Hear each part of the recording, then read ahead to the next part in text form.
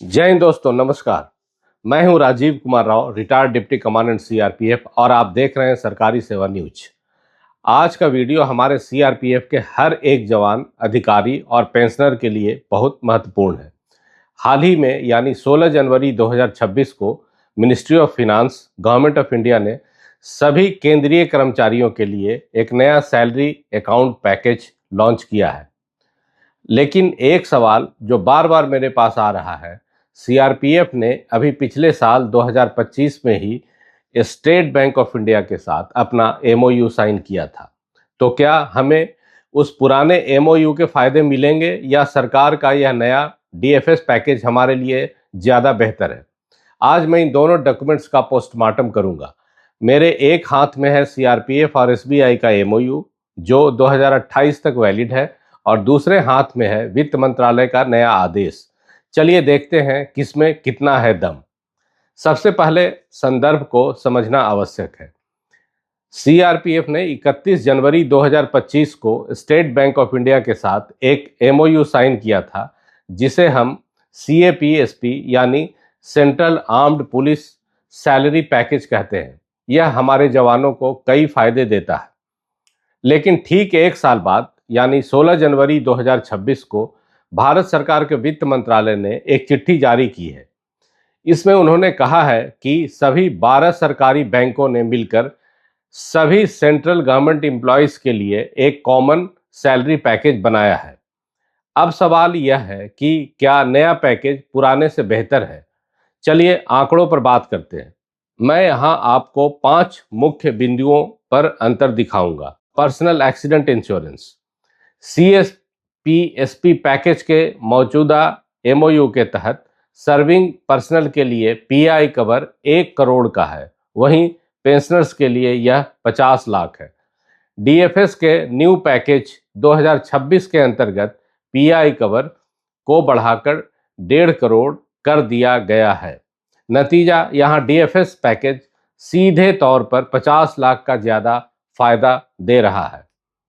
हवाई दुर्घटना बीमा, सीएपीएसपी पैकेज में हवाई दुर्घटना कवर 1.5 करोड़ रुपए का है, जबकि डीएफएस के नए पैकेज में इसे बढ़ाकर 2 करोड़ कर दिया गया है।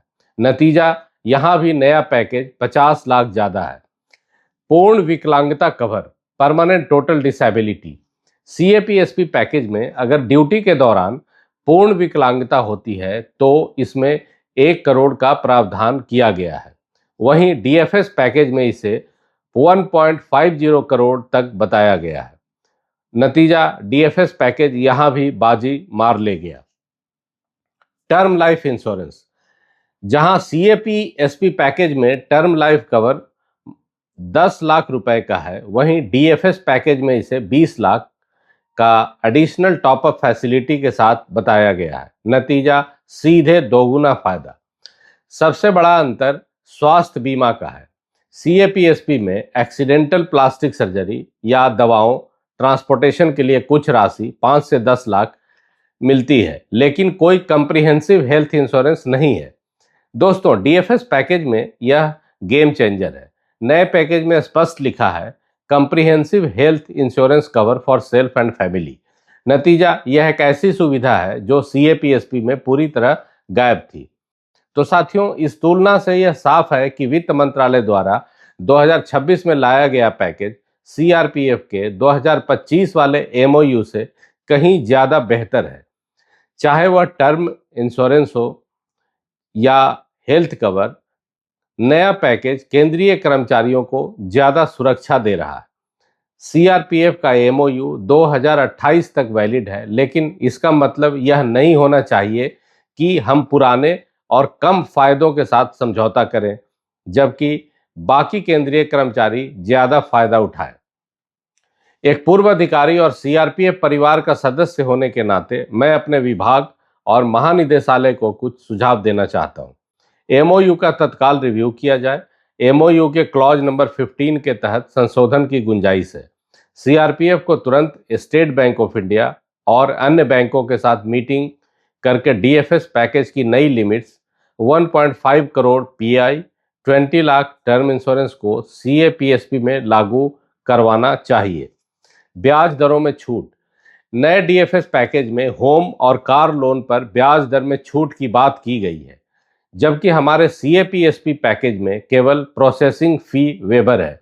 प्रोसेसिंग फी एक बार लगती है, लेकिन ब्याज दर कम होने से लाखों की बचत होगी।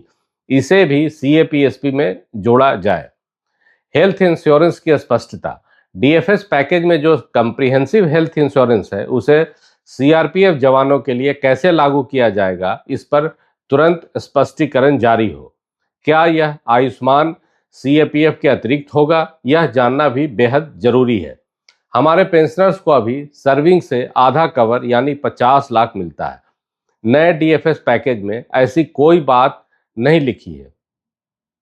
सीआरपीएफ को अपने एमओयू में पेंशनर्स के लिए पीआई कवर को 50 लाख से बढ़ाकर कम से कम 75 लाख या 1 करोड़ करने के लिए स्टेट बैंक ऑफ इंडिया पर दबाव डालना चाहिए।